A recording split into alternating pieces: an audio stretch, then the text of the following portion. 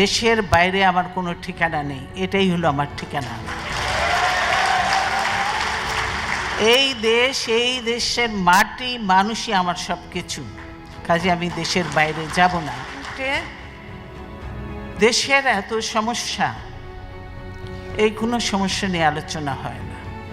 দেশে শুধু গালি গালাজ, পার্লামেন্টে গালি গালাজ, আমরা পার্লামেন্টে নেই, কোথাও নেই, কিন্তু শুধু পার্লামেন্টে খালেদা জিয়া, তারেক রহমান আর জিয়াউর রহমানকে নিয়ে চলছে, তাদের যত গালি গালাজ আমাদের ইয়ে করছে।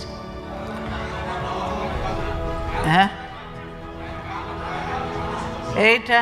এইটা হলো তাদের কাজ। পার্লামেন্টে কোনো কিছু হয় না। কাজে এই অবৈধ পার্লামেন্টে আমরা জানি, এই অবৈধ পার্লামেন্টে যত কিছু আইনি পাশ করুক, সত্যিকারের নিয়মতান্ত্রিক নির্বাচন হয়ে জনগণের সরকার আসলে কখনোই এই আইনগুলি কার্যকর হবে না। কারণ যে অবৈধ পার্লামেন্টের আইন এগুলি কার্যকর হতে পারে না। আপনারা দেখলেন যে আজকে দলীয়করণ করেছে, আমি আগে বলেছি প্রশাসন হয়েছে, পুলিশ হয়েছে, তারপরে নির্বাচন কমিশন। এই নির্বাচন কমিশন পুরো দলীয়করণ, সব দলের লোকজনকে বসেছে। কাজে এই নির্বাচন কমিশনের অধীনে কোনো নির্বাচন কি সুষ্ঠু হবে? হবে না।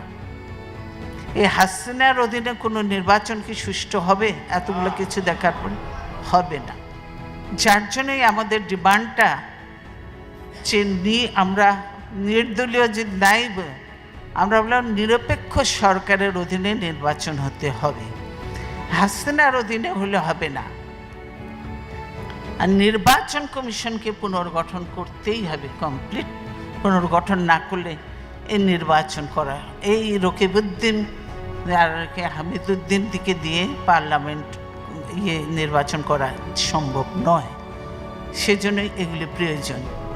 দেশ আজ গণতন্ত্রহীন অবস্থায়, যার জন্য দেশে এইসব ঘটনা ঘটছে, একের পর এক যে ঘটনা ঘটছে, এই গণতন্ত্রহীন অবস্থায় রয়েছে।